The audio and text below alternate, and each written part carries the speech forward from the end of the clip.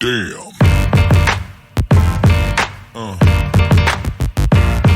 Yeah.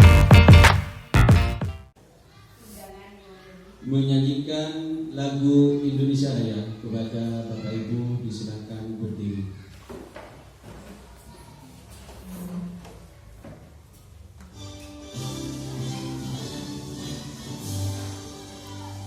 Indonesia tanah airku, tanah tumpah darahku.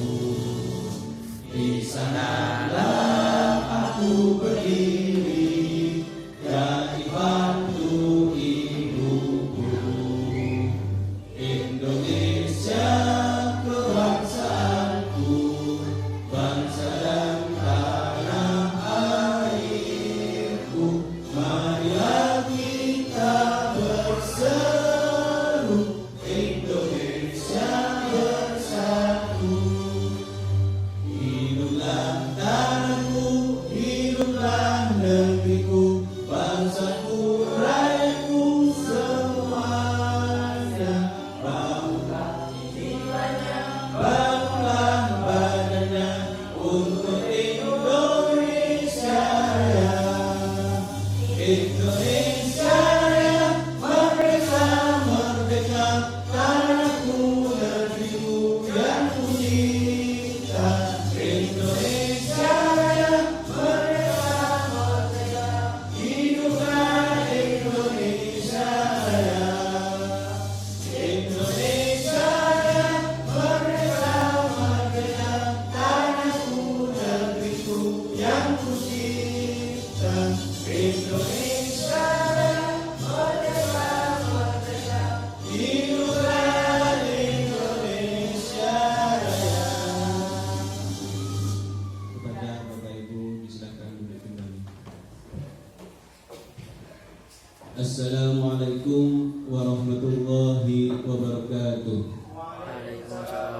Bismillahirrahmanirrahim. Alhamdulillahi rabbil alamin. Hamdan syakirin, hamdan na'imin, hamdan yuafi ni'amahu wa yukafi mazidah. Ya Rabbana lakal hamdu kama yanbaghi li jalali wajhikal karim wa 'azimi sultanik. Allahumma shalli ala sayyidina Muhammadin al-Fatih lima ughliqa wal khatim lima sabaqa nasiril haqqi bil haqq wal hadi ila siratikal mustaqim wa ala alihi haqqa qadrihi wa miqdarihi al-'azim. Yang kami hormati Bapak Kepala Sekolah SDN 1 Taman Sari, yang kami hormati Bapak Ibu SDN 1 Taman Sari. Alhamdulillah puji syukur kehadirat Maulana Azza wa Jalla, yang mana pada kesempatan pagi ini kita bisa diberikan nikmat sehat, nikmat sempat, sehingga kita bisa mengikuti pemaparan materi yang akan disampaikan nantinya oleh Bapak Saiful selaku guru penggerak dalam keadaan sehat walafiat.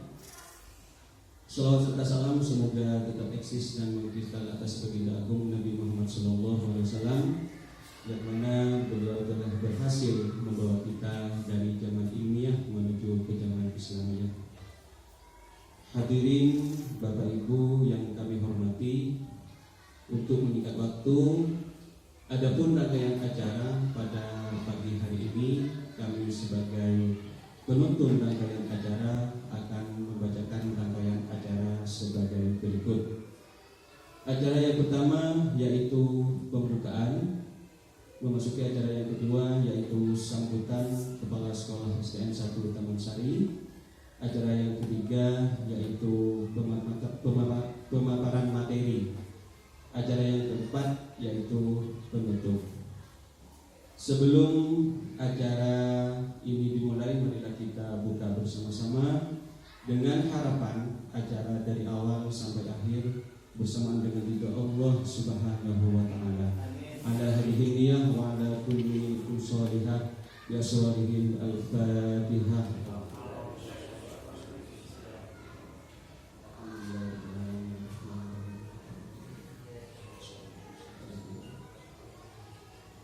terima kasih kami sampaikan. Untuk memasuki acara yang kedua, yaitu sambutan Kepala Sekolah SDN 1 Taman Sari kepada yang terhormat Bapak Broto Seno SPD, kepada beliau disilakan.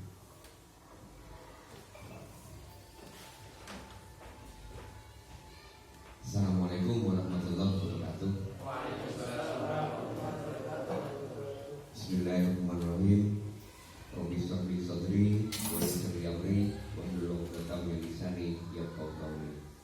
Bapak, Ibu, guru yang saya hormati dan saya banggakan, alhamdulillah pada hari ini kita bisa melaksanakan tugas negara dengan baik, karena kita selalu dapat limpahan rahmat dari Allah Subhanahu wa taala, yaitu merupakan kekuatan kesehatan, sehat lahir dan batin. Bapak Ibu yang saya banggakan, dalam hal ini sekolah kita,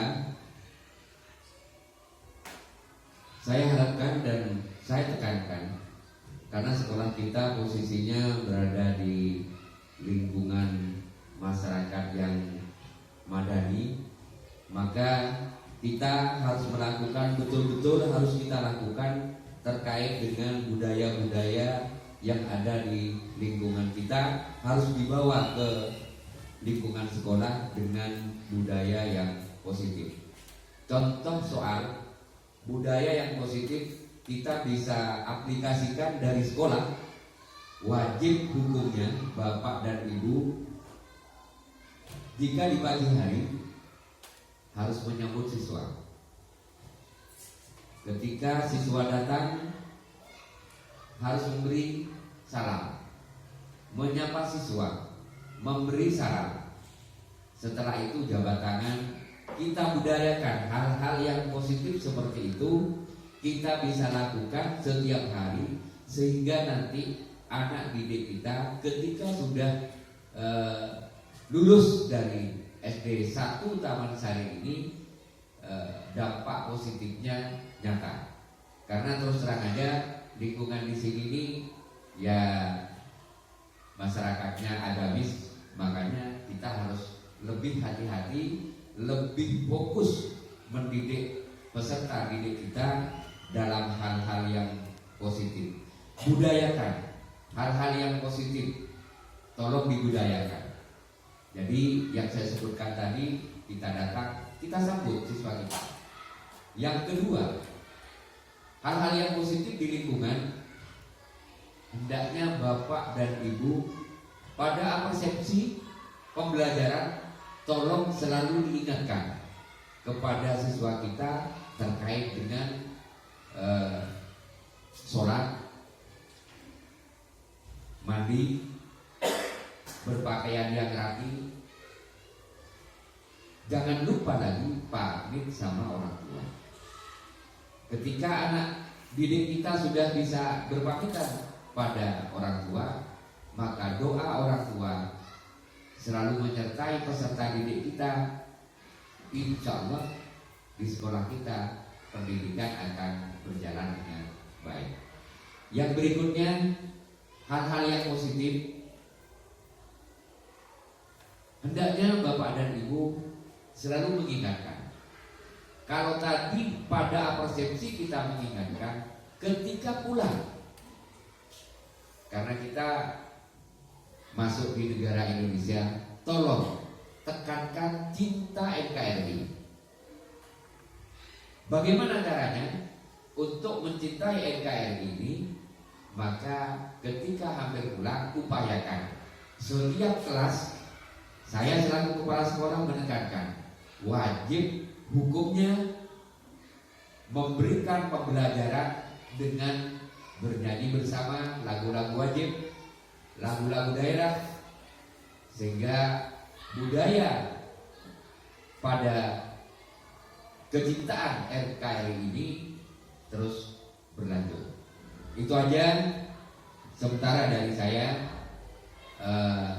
Lain-lainnya kita berkembang. Mudah-mudahan Bapak dan Ibu guru yang saya banggakan bisa melaksanakan tugas dengan baik sehari-hari. Dalam hal ini kita lakukan paling tidak seminggu sekali kita mengadakan rapat bersama untuk mengingatkan pikiran-pikiran kita supaya kita juga melakukan hal-hal yang positif. Terima kasih pada pengguru penggerak Pak Saiful. Tolong hal-hal yang semacam ini dibawa, karena ini juga akan meningkatkan potensi peserta didik kita dan nanti akan berkembang di masyarakat yang lebih baik. Demikian dari saya. Terima kasih. Wabillahi taufiq wal hidayah. Wassalamualaikum warahmatullahi wabarakatuh.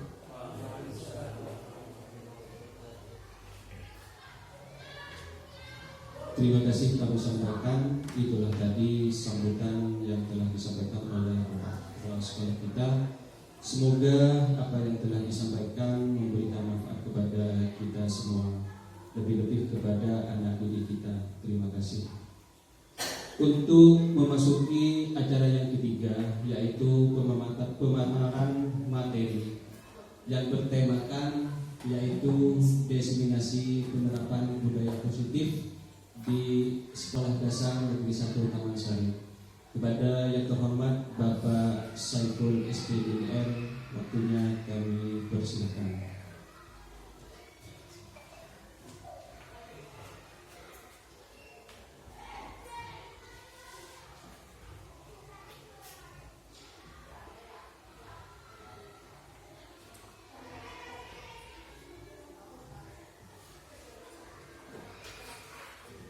Assalamualaikum warahmatullahi wabarakatuh. Yang saya hormati Bapak Kepala Sekolah SD Negeri 1 Taman Sari, Bapak Profesor SPD, dan juga yang kami hormati Bapak dan Ibu Guru SD Negeri 1 Taman Sari, dan juga staf dan tenaga pendidikan dari SD Negeri 1 Taman Sari. Syukur alhamdulillah pada hari ini saya berkesempatan untuk sharing terkait dengan ilmu yang saya dapatkan dalam program pendidikan guru penggerak. Pada hari ini kita bisa berkumpul di sini dalam keadaan sehat walafiat. Sholawat serta salam semoga tetap terpanjatkan kepada Nabi kita Nabi Muhammad SAW. Semoga nanti kita mendapatkan syafaat. Bapak Ibu yang saya hormati, di sini saya akan memaparkan terkait diseminasi penerapan budaya positif di sekolah. Ya. Budaya positif. Jadi budaya positif kira-kira apa? Nanti kita akan paparkan. Kemudian implementasi dari budaya positif yang diterapkan di sekolah itu seperti apa, nanti juga kita akan paparkan bersama. Alhamdulillah tadi kita sudah, sebelum memasuki materi, kepala sekolah kita sudah memaparkan sedikit tentang budaya positif ya. Jadi mudah-mudahan apa yang diinginkan oleh kepala sekolah kita tadi mudah-mudahan bisa betul-betul diterapkan di sekolah kita dengan baik, sehingga menjadi budaya peserta didik kita, murid-murid kita nanti outputnya setelah keluar dari sini memiliki yang pasti akhlak yang baik seperti itu.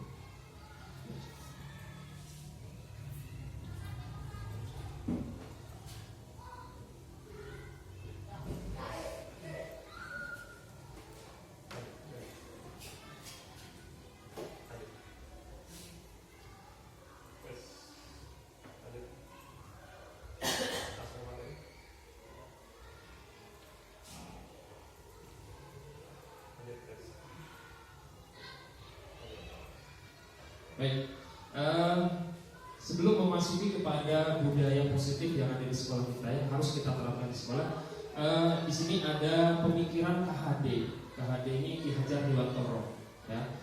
Jadi Ki Hajar Dewantoro ini memiliki pemikiran yang sekarang menjadi fondasi dalam pendidikan kita, Ya.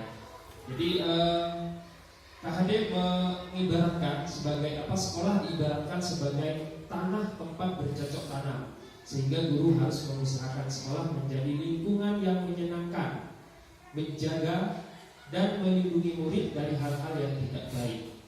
Karakter murid tumbuh dengan baik sesuai dengan profil pelajar Pancasila.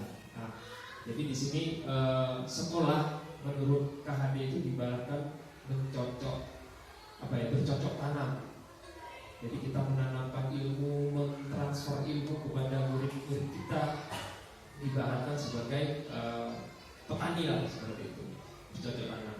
Nah, kemudian apa yang harus kita usahakan dalam pembelajaran di sekolah, di lingkungan sekolah, yaitu di sini lingkungan belajar yang menyenangkan. Artinya pembelajaran yang kita lakukan itu harus menyenangkan, seperti itu, sehingga anak-anak merasa tertarik, merasa antusias untuk mengikuti pembelajaran yang dilakukan.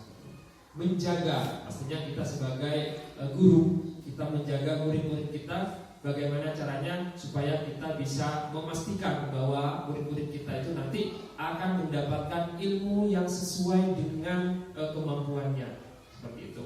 Kemudian menjaga keselamatannya juga ketika berada di lingkungan sekolah. Nah, harapannya nanti adalah bagaimana supaya ketika hal-hal yang baik itu kita lakukan, nanti anak-anak ini memiliki karakter sesuai dengan kurikulum yang sudah kita jalankan sekarang, di mana profil pelajar Pancasila itu menjadi landasan untuk menghasilkan murid yang bermutu, seperti itu. Kemudian tujuan pendidikan menurut Ki Hajar Dewantara yaitu menuntut segala kodrat yang ada pada anak-anak agar mereka dapat mencapai keselamatan dan kebahagiaan yang setinggi-tingginya, baik sebagai manusia maupun sebagai anggota masyarakat. Jadi tujuan pendidikan menurut KHD adalah nanti kita itu menuntut anak itu sesuai dengan kodratnya. Jadi kodrat murid yang kita hadapi di sekolah dasar itu adalah anak-anak. Jadi bagaimana caranya nanti kita bapak ibu guru di sekolah ini mengajarkan, menerapkan pembelajaran kepada anak itu sesuai dengan kodratnya, sesuai dengan tingkat pemikiran dari anak-anak itu sendiri. Jadi tujuan pendidikan menurut KHD seperti itu. Nah, agar apa? Agar mencapai keselamatan dan kebahagiaan setinggi-tingginya. Jadi ketika anak-anak mengikuti pembelajaran di sekolah, supaya apa? Supaya dia itu memiliki keselamatan dan kebahagiaan. Keselamatan artinya dia itu memiliki ilmu yang akan menjadi bekal ketika nanti sudah keluar dari sekolah SPI. Lanjut.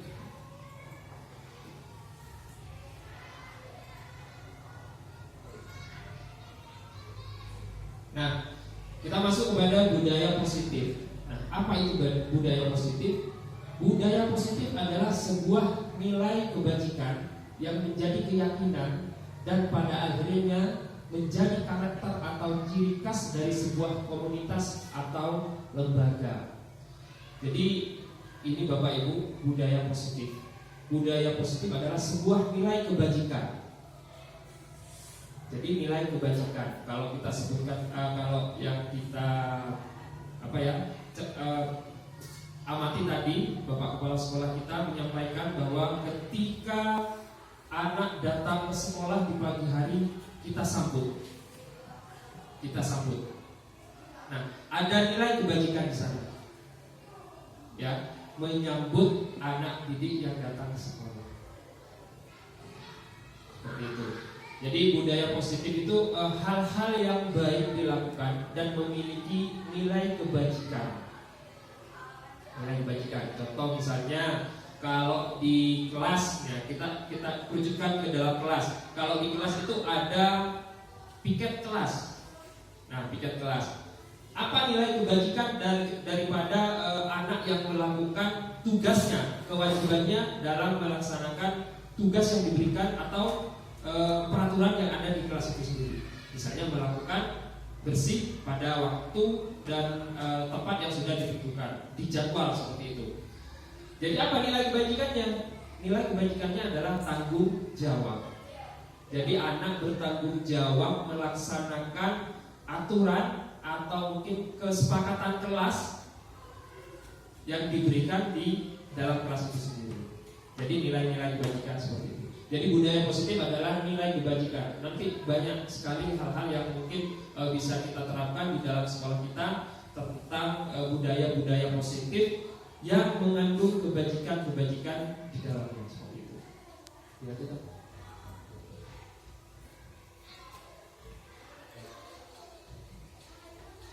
Nah, untuk menciptakan budaya positif yang positif di sekolah, guru hendaklah mampu menjalankan perannya dalam menciptakan pembelajaran yang nyaman dan menyenangkan di sekolah. Jadi budaya positif itu berawal dari kita sebagai guru, bagaimana caranya menjalankan peran kita, melakukan pembelajaran yang nyaman dan menyenangkan, seperti itu. Jadi kita sebagai guru harus bisa memberikan pembelajaran yang menarik, yang menyenangkan, supaya apa? Supaya anak-anak bisa menerapkan budaya-budaya positif yang diajarkan atau dicontohkan oleh kita sebagai guru. Karena budaya positif dapat mendorong murid untuk mampu berpikir dan bertindak serta mencipta sebagai proses memerdekakan dirinya, sehingga murid lebih mandiri dan bertanggung jawab. Seperti itu. Jadi mendorong murid, kalau kita melakukan hal-hal yang baik, pasti nanti anak-anak akan berkembang pemikirannya. Next, lanjut.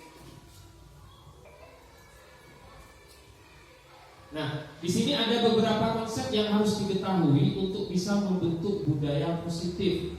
Jadi ada beberapa hal yang harus kita perhatikan untuk bisa membudayakan hal yang positif di sekolah kita. Yang pertama,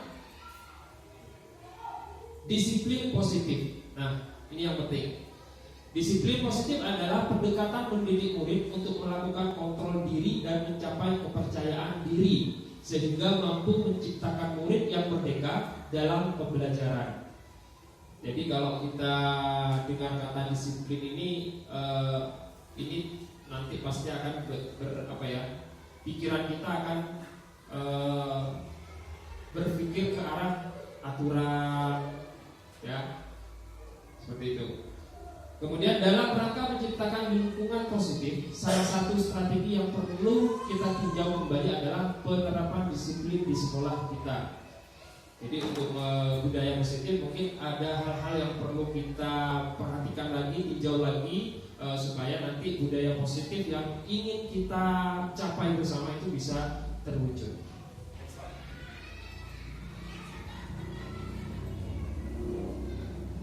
Nah, sebelumnya mari kita tanyakan ke diri kita sendiri, bagaimana kita berperilaku. Karena apa? Kita sebagai guru pastinya tingkah laku kita pasti akan diperhatikan oleh murid, kemudian juga akan ditiru oleh murid, dan ini yang harus kita perhatikan. Mengapa kita melakukan segala sesuatu? Apakah kita melakukan sesuatu karena adanya dorongan dari lingkungan atau ada dorongan yang lain? Terkadang kita melakukan sesuatu karena kita menghindari rasa sakit atau ketidaknyamanan. Terkadang kita juga melakukan sesuatu untuk mendapatkan apa yang kita mau. Pernahkah Anda melakukan sesuatu untuk mendapat senyuman atau pujian dari orang lain, untuk mendapat hadiah atau untuk mendapatkan uang? Apalagi kira-kira alasan orang untuk melakukan sesuatu? Jadi budaya positif itu keluarnya dari sini. Ada sesuatu hal yang dilakukan sehingga menghasilkan budaya. Nah, tapi di sini ada beberapa poin yang perlu kita perhatikan. Nah, kenapa kita melakukan itu? Di sini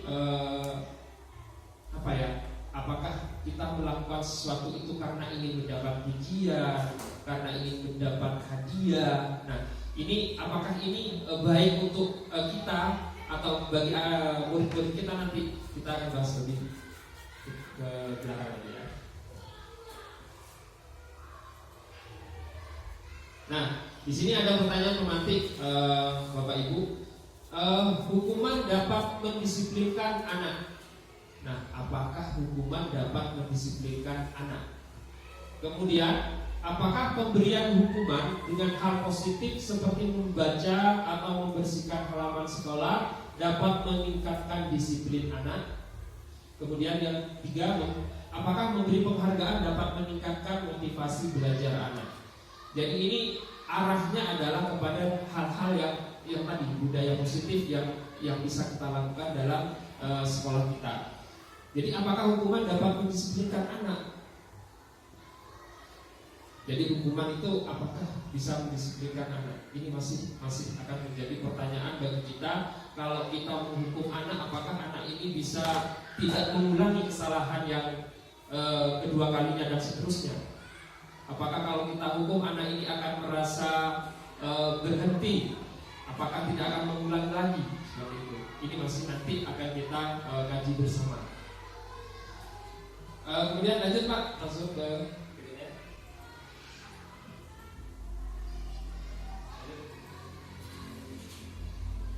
Nah, disiplin positif dan nilai-nilai kebajikan. Di sini ada perubahan paradigma. Lanjut. Nah, di sini perubahan paradigma teori kontrol menurut Dr. William Glasser. Jadi ada beberapa teorinya menurut Dr. William Glasser. Yang pertama adalah ilusi guru mengontrol murid. Maksudnya apa di sini? Ilusi guru mengontrol murid. Jadi kita selama ini mungkin kita yang selalu mengontrol murid. Jadi anak-anak misalnya di sekolah kita nanti seperti ini, nanti seperti itu, dan nanti seperti itu, mungkin seperti itu. Itu artinya mengontrol murid. Nah, hal ini mungkin nanti akan berubah, paradigmanya berubah. Jadi tidak selamanya nanti guru itu mengontrol murid. Karena apa? Kalau kita pahami bersama kurikulum merdeka itu kita pembelajaran ada yang berpusat kepada murid. Artinya murid itu belajar secara merdeka. Jadi tidak seharusnya nanti pembelajaran itu selalu mungkin selama ini kita lakukan gitu. Jadi anak seperti ini, dan seperti itu. Jadi anak-anak diberikan kebebasan. Jadi guru tidak sepenuhnya nanti mengontrol murid harus mengarahkan seperti ini. Guru hanya nanti menjadi fasilitator saja. Jadi bagaimana caranya anak ini berpikir dalam mengembangkan pembelajaran yang diikuti seperti itu. Kemudian ilusi bahwa semua penguatan positif, efektif dan bermanfaat. Nah, maksudnya di sini gini, kalau misalnya kita memberikan pujian ataupun memberikan hadiah, ini akan berefektif dan bermanfaat. Belum tentu Bapak Ibu. Jadi ketika misalnya kita memberikan pujian kepada anak yang selalu menjawab atau selalu bertanya, belum tentu nanti ke belakang anak ini akan aktif terus. Ya. Jadi ini ilusi kontrolnya yang harus kita perhatikan. Jadi bagaimana caranya? Ya kita harus tetap mengontrol bagaimana memotivasi anak untuk tetap aktif dalam pembelajaran. Kemudian ilusi bahwa kritik dan membuat orang merasa bersalah dapat menguatkan karakter.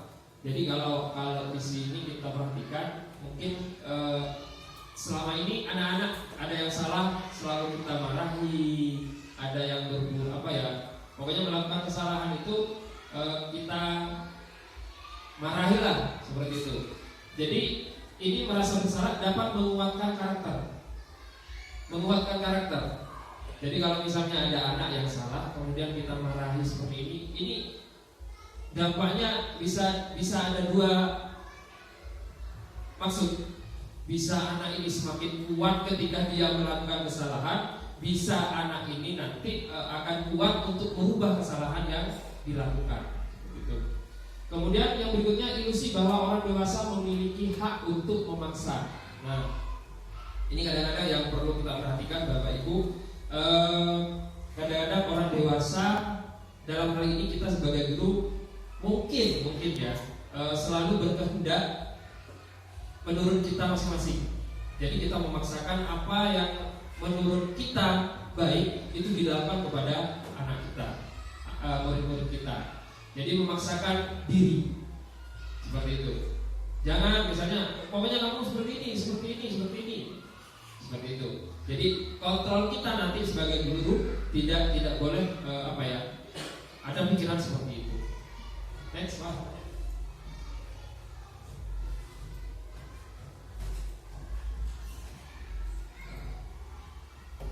Disiplin positif dan nilai-nilai kebajikan. Bagaimana seorang bisa berubah dari paradigma stimulus respon kepada teori kontrol? Ini menurut Stephen R. Covey. Bila kita ingin membuat kemajuan perlahan, sedikit-sedikit ubahlah sikap atau perilaku Anda. Nah ini kita pahami bersama. Bila kita ingin membuat kemajuan perlahan, sedikit-sedikit ubahlah sikap atau perilaku Anda. Namun bila kita ingin memperbaiki cara-cara utama kita, maka kita perlu mengubah kerangka acuan kita. Ubahlah bagaimana Anda melihat dunia, bagaimana Anda berpikir tentang manusia. Ubahlah paradigma Anda, skema pemahaman dan penjelasan aspek-aspek tertentu tentang realistis. Next mungkin.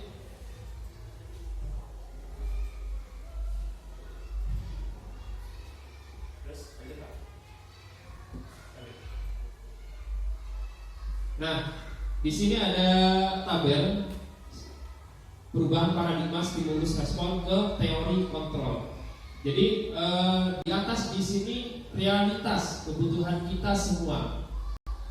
Kemudian itu yang stimulus respon. Kemudian untuk teori kontrolnya, realitasnya kebutuhan kita berbeda. Jadi kalau kita terapkan dalam pembelajaran yang kita lakukan di sekolah, bagaimana caranya kita mengajar di dalam kelas? Contohnya Bapak, Ibu, kita mengajar di kelas itu kita anggap rata anak-anak. Ya, pokoknya apa yang ingin kita ajarkan itu sudah kita ajarkan, tanpa memperhatikan karakteristiknya anak-anak kita, kemampuan anak-anak kita itu sangatlah berbeda. Ya. Tapi kalau kita mengacu kepada stimulus respon, apa yang akan kita lakukan itu, ya sudah, itu yang kita lakukan. Ya, tercapai tidak tercapai, itu yang penting kita dilaksanakan. Kemudian untuk teori kontrolnya, kebutuhannya kita berbeda. Nah ini yang perlu kita perhatikan bersama. Ketika kita mengajarkan kepada peserta didik kita, murid-murid kita, maka kita harus betul-betul bisa memperhatikan kebutuhan dari murid kita, kemampuan dari murid kita. Sehingga apa? Sehingga apa yang akan kita capai nanti bisa tercapai kepada semua peserta didik yang ada di dalam kelas. Seperti itu. Nah ini contoh-contohnya, semua orang melihat hal yang sama, kemudian setiap orang memiliki gambaran yang berbeda. Jadi kalau kita gambarkan di sini bisa kebalikannya. Jadi stimulus responnya seperti ini, teori kontrolnya seperti ini. Ya, mungkin seperti itu. Next.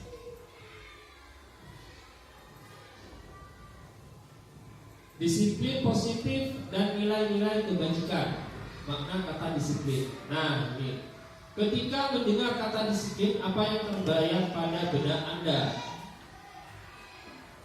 Oke, mungkin ada yang mau berpendapat, berargumen tentang disiplin itu apa, Bapak Ibu?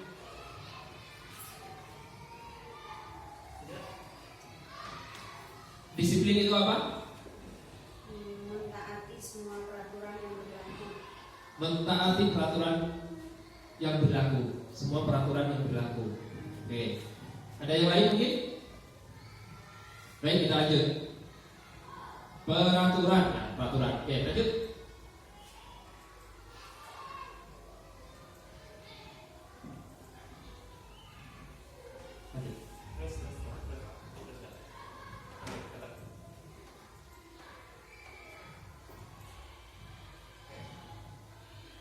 Ya, di sini disiplin positif dan nilai-nilai kebajikannya, seperti yang disampaikan Bu Endang tadi, bahwa kepatuhan kepada peraturan itu disiplin. Kemudian tata tertib, patuh ya kepada tata tertib. Kemudian hukuman, Biasanya disiplin itu cenderung kita itu lebih kepada hukuman. Jadi kalau tak disiplin itu kita kasih hukuman seperti itu. Kalau anak-anak misalnya melakukan suatu kesalahan atau pelanggaran yang termasuk dalam disiplin, itu biasanya kita kasih hukuman. Nah, ini apakah boleh kita terapkan dalam lingkungan sekolah kita? Nanti kita bahas lagi lebih jauh di belakangnya.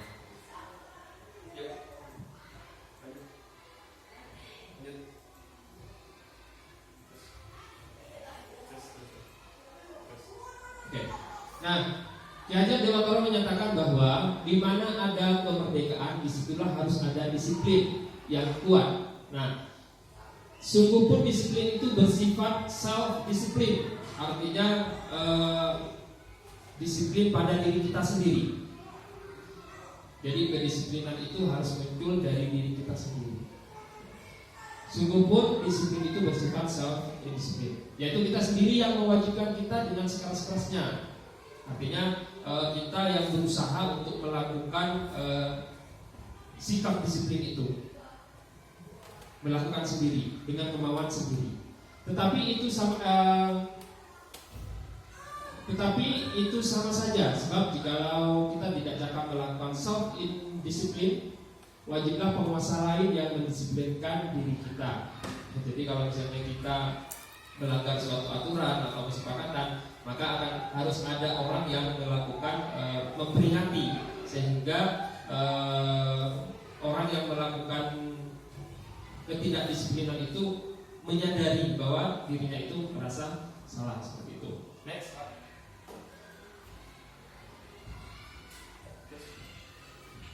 Nah, kemudian merdeka menurut Ki Hajar Dewantara, merdeka itu artinya tidak hanya terlepas dari perintah, akan tetapi juga cakap buat memerintah diri sendiri. Next. Terus. Nah, ini adalah makna disiplin. Kalau menurut Dian dosen, jadi disiplin itu artinya belajar. Ya. Jadi artinya belajar, berasal dari bahasa Latin disciplina, yang artinya belajar. Kemudian disiplin diri membuat orang menggali potensinya menurut sebuah tujuan, sesuatu yang dihargai dan bermakna. Seorang yang memiliki disiplin diri berarti bisa bertanggung jawab terhadap apa yang dilakukan, karena mereka mendasarkan tindakan mereka pada nilai-nilai kebajikan universal. Jadi disiplin itu berangkat dari diri kita sendiri. Next, lanjut Pak.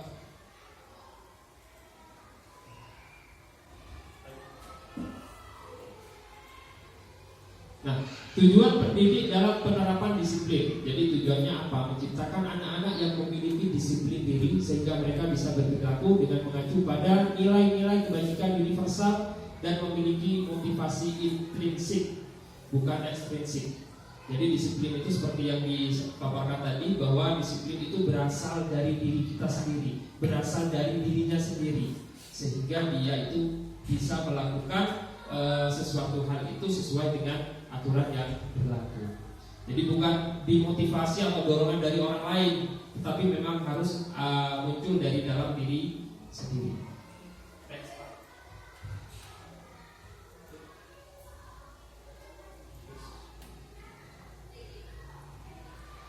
Nah, di sini disiplin positif sebuah praktik pendidikan yang dirasakan memberi efek positif bagi anak-anak. Dengan menerapkan disiplin positif di sekolah, di rumah maupun tempat lain, diharapkan anak-anak mampu mengembangkan perilaku positif yang bertahan untuk jangka panjang.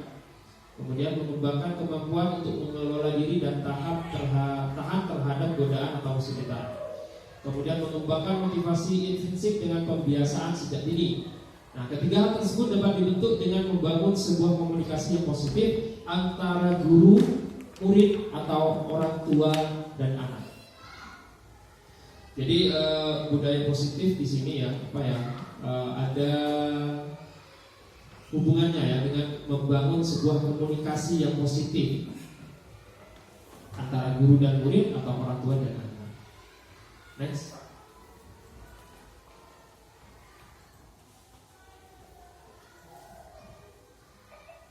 Nilai-nilai kebajikan universal adalah sifat-sifat positif manusia yang merupakan tujuan mulia yang ingin dicapai setiap individu.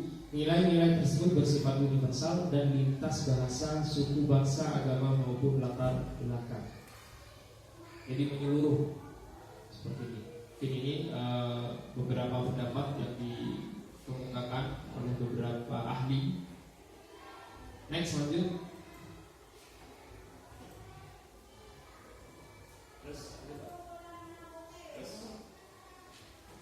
Nah, di sini ada teori motivasi perilaku manusia.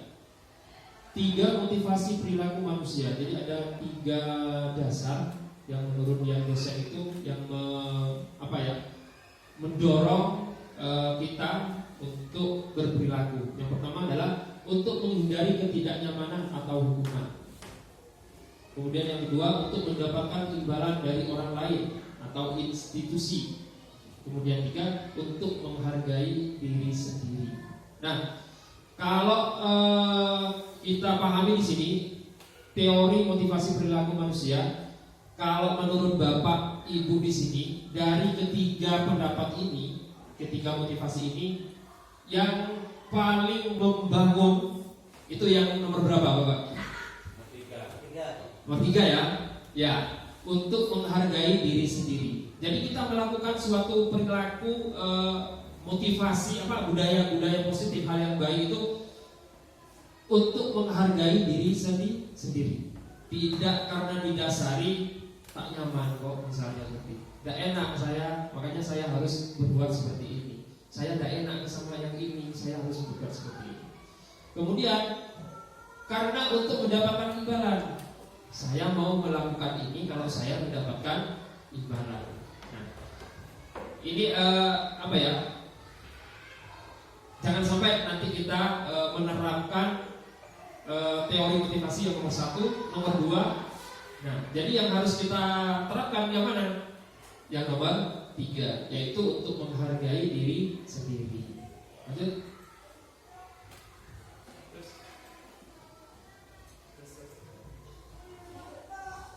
Nah, ini Bapak Ibu, apa perbedaan disiplin dan hukuman?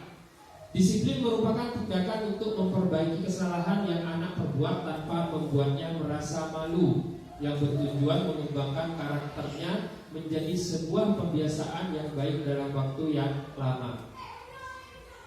Jadi ternyata disiplin dan hukuman itu berbeda, ya. Jadi berbeda. Kemudian hukuman merupakan tindakan yang hanya fokus pada kesalahan sehingga membuat anak merasa malu, rendah diri, dan merasa bersalah.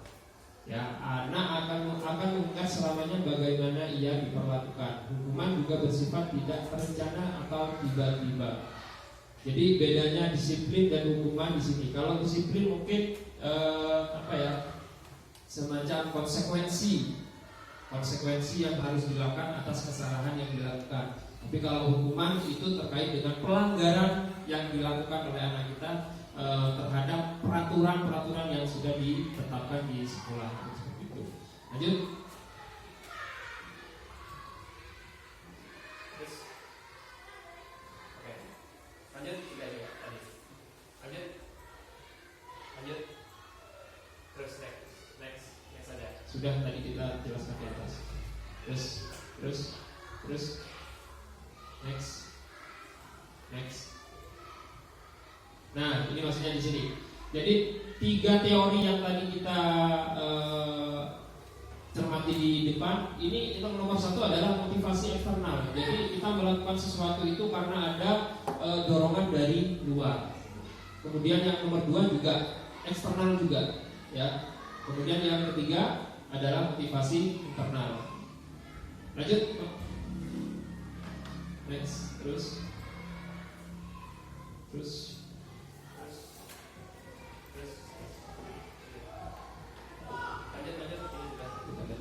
Lanjut Pak. Next. Oke, terus.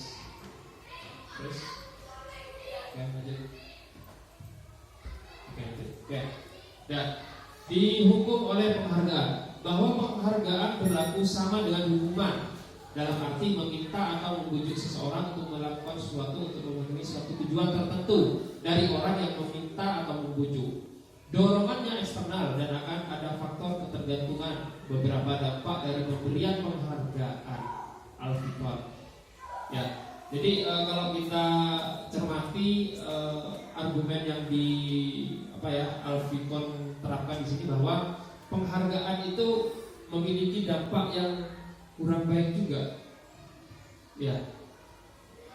Jadi maksudnya di sini nanti ketika kita memberikan penghargaan atau hadiah kepada peserta didik misalnya, ini seolah-olah nanti anak didik akan melakukan perbuatan itu, melakukan hal itu hanya karena akan mendapatkan sebuah imbalan.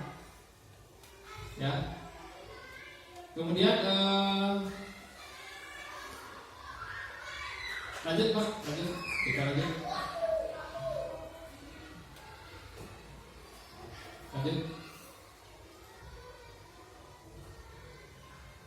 Ya, dihukum oleh penghargaan. Penghargaan menurunkan kualitas, penghargaan mematikan kreativitas, penghargaan mengurangi motivasi intrinsik. Lanjut. Next. Terus lanjut.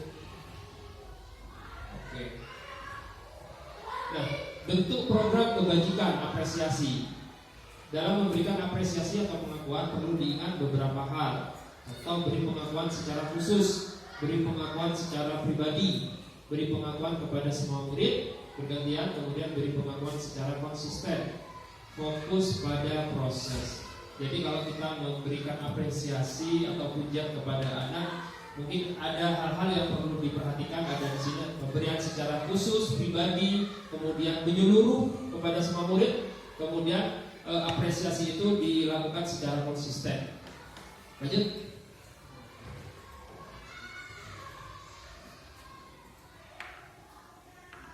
Nah, di sini ada beberapa contoh ya pengakuan atau apresiasi kebajikan.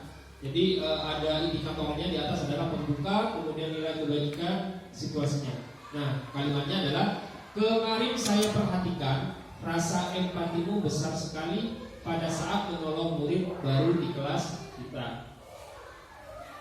Jadi seperti ini kalimatnya Bapak Ibu ketika kita memberikan apresiasi kepada anak. Ya misalnya, iya bagus misalnya. Oh kamu bagus itu, melakukan hal seperti itu. Ya, next, lanjut Pak. Lanjut.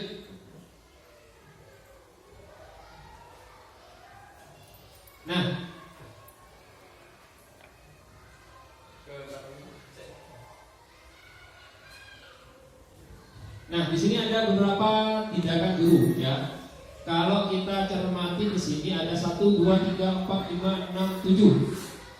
Mencatat 100 kali di dalam buku kalimat, saya tidak akan terlambat lagi misalnya. Kemudian lari mengelilingi lapangan basket 2 kali karena terlambat hadir di sekolah. Murid diminta untuk push up 15 kali karena tidak menggunakan masker ke sekolah. Menggantikan kertas tugas teman yang telah dicoret-coret dan sebagainya. Nah, kalau menurut Bapak Ibu, hukuman atau konsekuensi yang nomor 1, 2, 3, 4, 5, 6 itu. Yang di atas mungkin mencatat 100 kali di dalam buku kalimat, saya tidak akan terlambat lagi karena terlambat ke sekolah. Kalau menurut Bapak Ibu, ini masuk ke dalam hukuman atau konsekuensi? Konsekuensi, ya. Yang nomor 2, hukuman. Yang ketiga, hukuman. Kemudian menggantikan kertas tugas teman yang telah dicoret-coret. Konsekuensi. Membersihkan tumpahan air di meja tulis karena tersenggol pada saat belajar. Konsekuensi.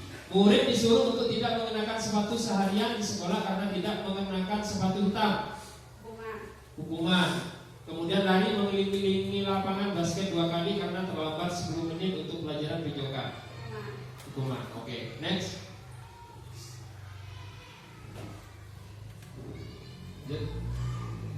Oke, ya. Jadi tepat sekali Bapak, ya. Jadi hukuman, kemudian konsekuensi, hukuman dan konsekuensi. Kan? Seperti itu. Ya. Jadi memang ada beberapa hal yang perlu kita perhatikan, apakah itu termasuk ke dalam hukuman atau masuk ke dalam konsekuensi. Oke, lanjut, next. Lanjut. Nah, di sini ada perbedaan hukuman dan konsekuensi. Jadi hukuman di sini sesuatu yang menyakitkan harus terjadi. Kemudian konsekuensi sesuatu harus terjadi. Kemudian membuat anak sakit fisik untuk jangka waktu lama, membuat anak merasa tidak nyaman dalam jangka waktu pendek. Anak membenci kedisiplinan, anak menghargai disiplin. Jadi perbedaan antara hukuman dan konsekuensi di sini sangat mencolok sekali. Oke, lanjut, next. Terus, nah, oke.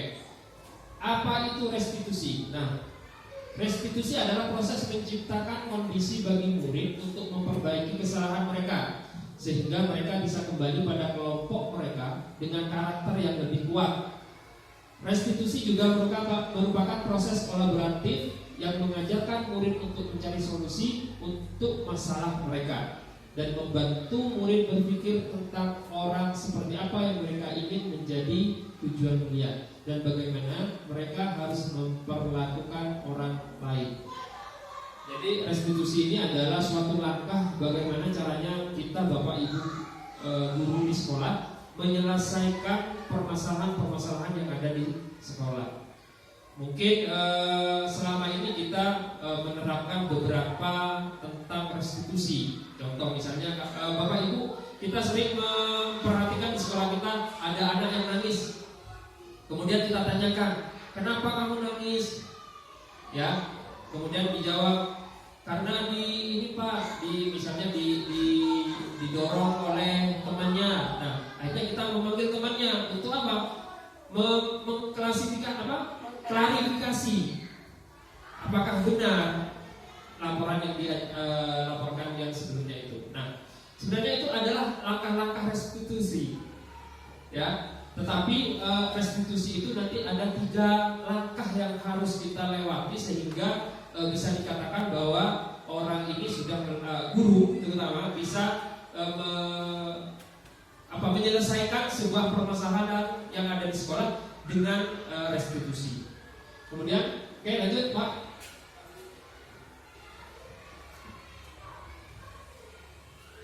Nah, di sini identitas gagal hukum, sesuatu yang menyakitkan harus terjadi. Kemudian identitas sukses, disiplin, konsekuensi, kemudian restitusi. Seperti ini tabelnya nanti. Jadi negatif, netral, positif. Oke, lanjut Pak.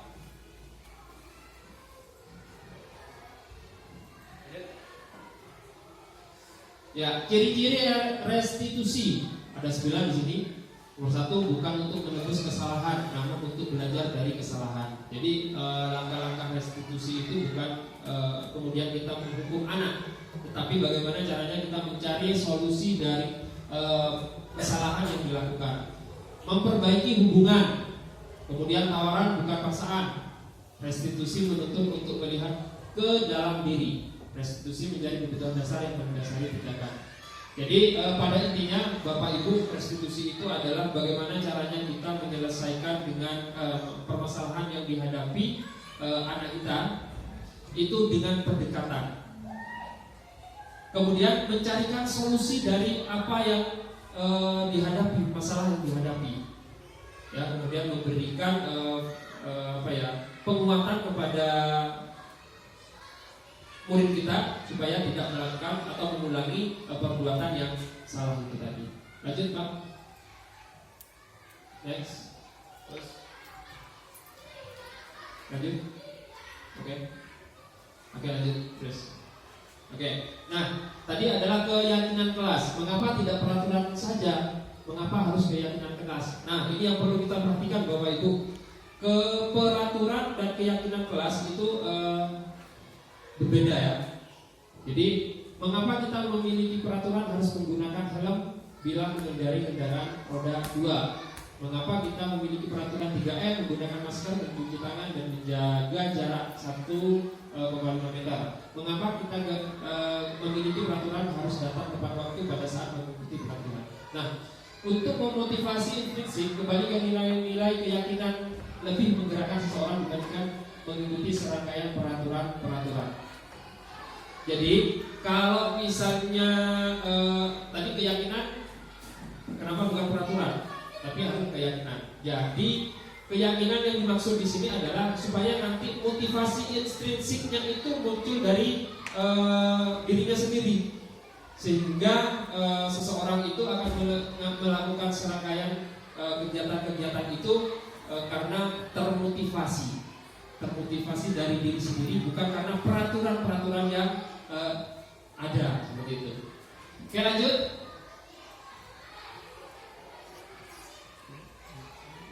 Oke, lanjut terus. Ya. Next. Terus. Oke, lanjut. Terus. Oke. Nah, lanjut. Oke, sebentar. Jadi Bapak Ibu boleh kita perhatikan di sini ada lingkaran pertama adalah peraturan kelas. Jadi peraturan kelas itu di sekolah kita pasti sudah ada. Ya, Bapak Ibu berarti sudah punya peraturan sendiri. Mungkin akan berbeda peraturan di kelas 1, 2, 3, 4, 5, 6. Itu akan berbeda karena di masing-masing kelas itu tidak sama. Seperti itu. Nah, kemudian peraturan kelas ini nanti akan naik menjadi keyakinan kelas. Nah, bedanya di sini adalah keyakinan kelas adalah budaya positif yang harus kita terapkan. Jadi ada nilai-nilai kebajikan dari peraturan yang kita adopsi sehingga menjadi keyakinan kelas yang kita sepakati sehingga bisa diterapkan di dalam kelas, di sekolah, di lingkungan kita, sehingga nantinya akan menghasilkan budaya yang positif seperti itu. Jadi budaya positif yang kita harapkan itu berawal dari mana? Dari peraturan kelas. Kemudian menjadi keyakinan kelas. Ketika keyakinan kelas bisa diterapkan di dalam kelas itu sendiri, maka akan menghasilkan lingkungan yang positif. Kemudian lingkungan positif di dalam sekolah akan menghasilkan budaya positif di sekolah kita. Next, Pak, lanjut. Nah, ini contoh-contoh ya tentang keyakinan kelas. Ya, kami guru dan murid yang saling menyayangi, semangat. Kemudian kami murid yang peduli dengan teman-teman. Ya, nilai kebajikannya kalau kita perhatikan di TK Dharma Wanita atau Persatuan Jana, menjaga kebersihan, berdoa, kemudian aktif. Kesepakatan kelas di sini saling menyayangi. Jadi nilai kebajikannya adalah saling menyayangi. Kemudian semangat. Kemudian peduli. Jadi nilai kebajikannya adalah peduli, semangat, dan saling menyayangi. Next, lanjut. Oke, lanjut. Oke, mungkin ini beberapa contoh curah pendapat ya yang bisa diterapkan menjadi keyakinan kelas di sekolah kita. Banyak itu, ada 16 contohnya ya. Oke, lanjut.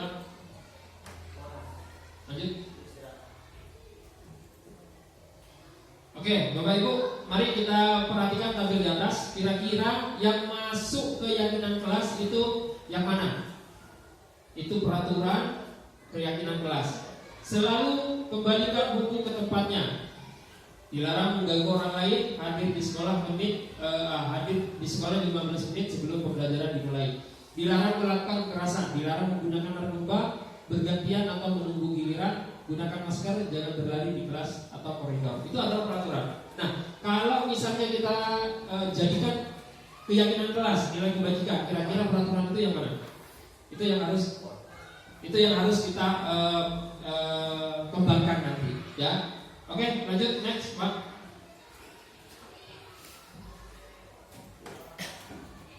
Nah, ini yang harus kita terapkan. Jadi dari peraturan keyakinan kelas apa yang harus kita terapkan kepada anak didik kita nanti. Seperti ini, ya. Lanjut, oke.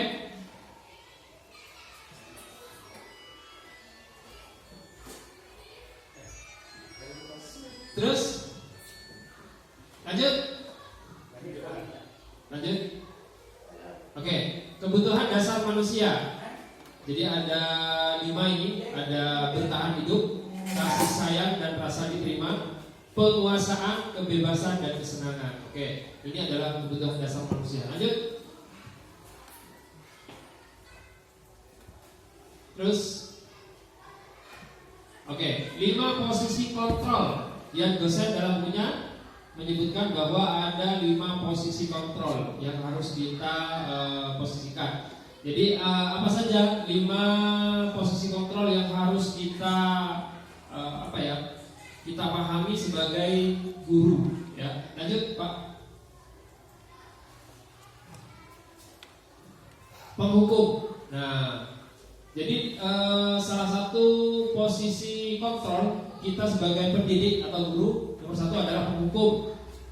Ya, ini sebagai penghukum, ya. Menggunakan fisik ataupun verbal. Seperti itu. Oke, lanjut, next. Next. Yang kedua adalah pembuat rasa bersalah. Nah, seorang pembuat rasa bersalah akan bicara dengan nada tenang, cenderung lemah lembut, namun kata-kata yang diutarakan cenderung membuat murid menjadi orang yang gagal, dan seterusnya seperti itu. Jadi yang berikutnya, terus next. Yang ketiga adalah menjadi teman. Ya, guru akan berbicara dengan nada ramah, akrab, cenderung bersenda gurau untuk menjaga agar suasana tetap santai. Berikutnya, next, pemantau. Next, oke. Jadi posisi pemantau mengandalkan data atau penghitungan untuk mengontrol murid. Guru mengarahkan murid berdasarkan peraturan dan konsekuensi. Oke. Jadi pemantau ada 5 kontrol, ya. 5 kontrol, ya. Berikutnya, next. Manajer, ya. Posisi manajer adalah posisi kontrol yang disarankan untuk membimbing murid memiliki sikap disiplin yang positif, yaitu murid yang mandiri, bertanggung jawab, dan dapat menyelesaikan masalah. Jadi itu adalah 5 kontrol yang harus kita pahami, kita kuatkan dalam diri kita sebagai pendidik, sebagai penghukum, kemudian tadi teman, manajer, pemantau, dan juga apa tadi? Next, lanjut. Jadi ini oke, 5 posisi kontrol. Jadi pembuat rasa bersalah, teman, pemantau, manajer. Lanjut, sudah kita jelaskan. Oke. Nah, ini adalah beberapa pernyataan-pernyataan yang bisa dijadikan contoh untuk memposisikan kita sebagai pengontrol. Contohnya seperti ini, ya. Saya kecewa sekali dengan kamu. Siapa yang mengatakan pembuat orang merasa bersalah? Kamu tidak benar melakukannya. Penghukum, ayolah lakukan demi ibu, teman. Nah, ini contoh-contoh pernyataan yang sebagai kontrol, guru sebagai kontrol. Lanjut, Pak. Terus segitiga restitusi. Nah, restitusi adalah proses menciptakan kondisi bagi murid untuk memperbaiki kesalahan mereka. Jadi segitiga restitusi. Lanjut, next. Nah, jadi di sini seperti yang dijelaskan tadi, restitusi, segitiga restitusi. Di sini ada 3 tahapan yang harus kita lakukan dalam menyelesaikan sebuah permasalahan yang ada di sekolah kita. Contoh seperti yang tadi saya sampaikan. Jadi ada menstabilkan identitas, ya. Contohnya di setiap orang pasti pernah melakukan kesalahan. Kemudian langkah yang kedua adalah validasi kebutuhan. Kemudian yang ketiga menanyakan keyakinan. Jadi ketika kita menghadapi permasalahan yang dihadapi oleh anak, maka 3 langkah ini yang harus kita lakukan. Jadi ada menstabilkan identitas, kemudian validasi kebutuhan, kemudian menanyakan keyakinan. Jadi ketika kita ada masalah, maka ini yang harus kita lakukan. Next, Pak. Nah, ini menstabilkan identitas. Jadi menyampaikan bahwa membuat kesalahan adalah bagian dari proses pembelajaran. Jadi kita harus bisa memberi pemahaman kepada murid kita bahwa kesalahan itu adalah proses dari pembelajaran. Jadi bukan pas berarti apa yang dilakukan anak itu salah, kemudian itu kita tetapkan sebagai kesalahan yang mutlak, tapi itu adalah proses sebuah pembelajaran. Next, lanjut. Oke, lanjut, Mas. masih tetap validasi kebutuhan. Nah, pada tahap ini guru harus memahami bahwa prinsip setiap perilaku karena ini berupaya memenuhi suatu kebutuhan tertentu, sehingga guru akan menggeser pemikiran stimulus respon menjadi proaktif. Jadi ketika kita menghadapi anak yang dalam sebuah masalah, kita harus bisa memvalidasi. Karena apa? Karena kadang-kadang anak melakukan sebuah kesalahan itu ada dasarnya, ada alasannya. Misal kita anaknya menangis misalnya, menangis temannya misalnya. Kemudian ditanya kenapa? Didorong. Karena dia mendorong duluan. Jadi ada alasan dibalik tindakan yang dilakukan oleh murid itu sendiri. Next, Pak. Lanjut. Menanyakan keyakinan. Ini adalah langkah ketiga dalam restitusi yang harus dilakukan oleh guru kita. Pada tahap terakhir ini akan tampak bahwa murid akan termotivasi secara intrinsik saat perilaku telah divalidasi dan identitas sukses telah distabilkan. Jadi ketika anak ini melakukan kesalahan, maka harus kita berikan keyakinan kepada anak ini bahwa tindakannya itu adalah salah. Dan anak ini diberikan kesempatan untuk memperbaiki kesalahan yang dilakukan itu, sehingga terbangun dalam dirinya motivasi dalam dirinya. Anak ini akan melakukan memperbaiki kesalahan yang telah dilakukan. Seperti itu. Next, Pak. Lanjut. Next. Nah, ada hal-hal yang perlu diperhatikan agar segitiga restitusi ini bisa berjalan dengan baik. Yang pertama, perilaku yang salah harus dikaitkan dengan nilai-nilai yang telah diyakini bersama. Kemudian yang kedua, kesediaan orang yang bersalah untuk memperbaiki kesalahannya dan berubah menjadi lebih baik. 3. Pemecahan masalah harus relevan dengan masalah yang ada. 4. Perlu adanya usaha perbaikan dari pihak yang salah. 5. Perlu didedikasikan waktu dari pihak yang bersalah kapan akan mulai melakukan perbaikan akan kesalahannya. Jadi ada 5 hal yang harus kita perhatikan ketika kita menerapkan sebuah segitiga restitusi. Oke, seperti itu. Lanjut. Oke, Bapak Ibu, selesai. Jadi itu adalah beberapa pemaparan terkait dengan budaya positif yang harus kita terapkan dalam sekolah kita, sehingga nanti apa yang kita inginkan itu memiliki peserta didik yang unggul, yang bermutu, itu bisa tercapai dari langkah-langkah apa yang sudah kita jelaskan tadi. Bagaimana Bapak Ibu bisa kita pahami bersama ya?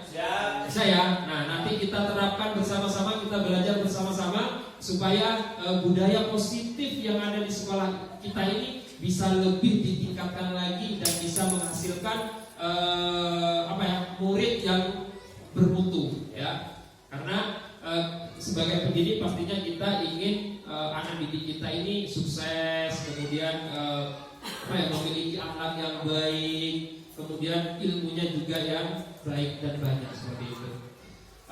Mungkin ada yang ditanyakan, Bapak Ibu? Cukup ya, sudah paham ya Bapak Ibu ya? Oke, sudah paham. Kalau begitu, saya rasa cukup dari pemaparan saya di sini. Mohon dukungannya Bapak Ibu, kita harus tetap selalu mendukung. Saya mohon dukungannya untuk tetap bisa melanjutkan program guru penggerak ini, sehingga nanti saya juga ingin berkontribusi untuk sekolah dan juga bisa berkolaborasi dengan Bapak Ibu guru di sekolah ini, sehingga nanti sekolah kita ini nanti akan ada peningkatan dalam pembelajaran di kelas seperti itu. Mungkin itu yang bisa saya sampaikan, kurang dan lebihnya mohon maaf. Saya akhiri. Wassalamualaikum warahmatullahi wabarakatuh.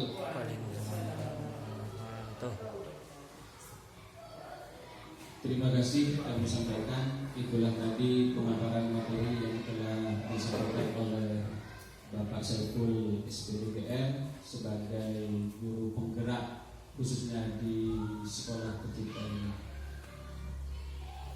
Adapun benang merahnya atau kesimpulannya telah disampaikan oleh tadi kami akan membacakan, yaitu tujuan pendidik dalam penerapan disiplin di sekolah, menciptakan anak-anak yang memiliki disiplin diri sendiri, yaitu self disiplin katanya beliau tadi, sehingga mereka bisa berperilaku dengan mengacu pada nilai-nilai kebajikan universal dan memiliki motivasi intrinsik bukan ekstrinsik. Baiklah Bapak Ibu sekalian, karena materi sudah disampaikan, acara selanjutnya yaitu memasuki ke acara yang keempat, yaitu penutup, yang dalam hal ini kami berikan waktunya kepada Bapak Suamis SPDSD. Waktunya disilahkan.